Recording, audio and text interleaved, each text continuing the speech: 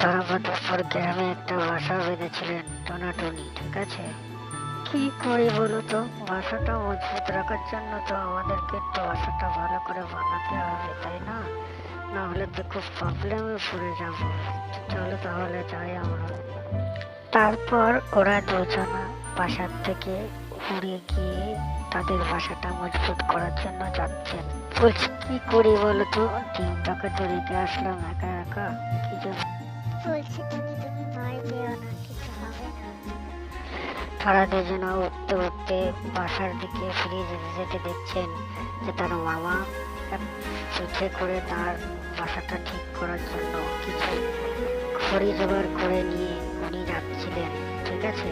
তারপর যাওয়ার পর কি মেঘ করেছেন, এখন বৃষ্টি আমি মনে হচ্ছে বাসাটায় পৌঁছাতে পারবো না, যা অবস্থা। ইস, কি করি, কি যে টনিটা উঠতে উঠতে গিয়ে যেতে যেতে একটা ডালের উপরে বসে দেখেন সে একটা পায়রার সঙ্গে তার দেখা, ঠিক আছে?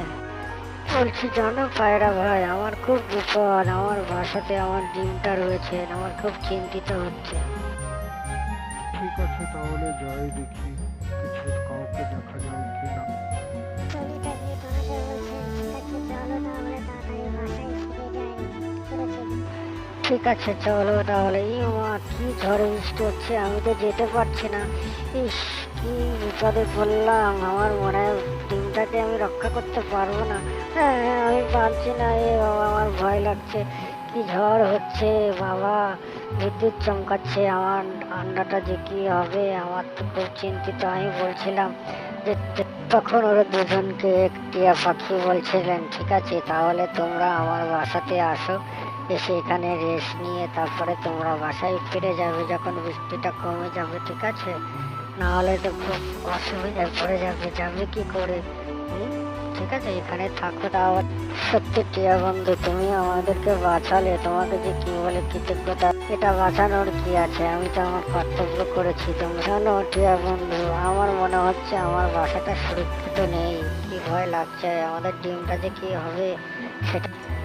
এই দেখ দেখ কি বৃষ্টি হচ্ছে, চল না আমরা গিয়ে ওই বাসাটা, এই দেখ কত বড় একটা বাসা দেখতে পেলাম, ওখানে কত বড় ডিম রয়েছে, বেশ ভালোই তো মজা লাগছে। বেশ এই বৃষ্টির মধ্যে ডিমটা খেতে পারো, ভালোই লাগবে, ঠিক আছে?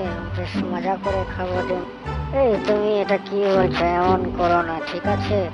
শেষ পর্যন্ত সেই ডিমটাকে সেই মানে শয়তান পাখিটা নিয়ে পালিয়ে যাচ্ছেন। ওরা নিয়ে গিয়ে শেষে এতটাই ঝড় বৃষ্টির এসে তার বাসাটা গাছ থেকে নিচে পড়ে যায় ভেঙে। কিন্তু তারা কি করবে, তারা দুজনে তো যেতে পারছেন না, খুব চিন্তিত রয়েছে। অবশেষে বৃষ্টিটা কমেছে, তারপর ওরা দুজনে সেখানে বাসায় ফিরে যাচ্ছেন। গিয়ে তারপর সে টুনিটা দেখে তার বাসাটা দেখতে পায় না, আর ডিমটা ওখানে পায় না। সে টুনিটা কি কান্না করছে, বলছে আমি কি ভুল করেছি ওকে রেখে, আর আমার ভালো লাগছে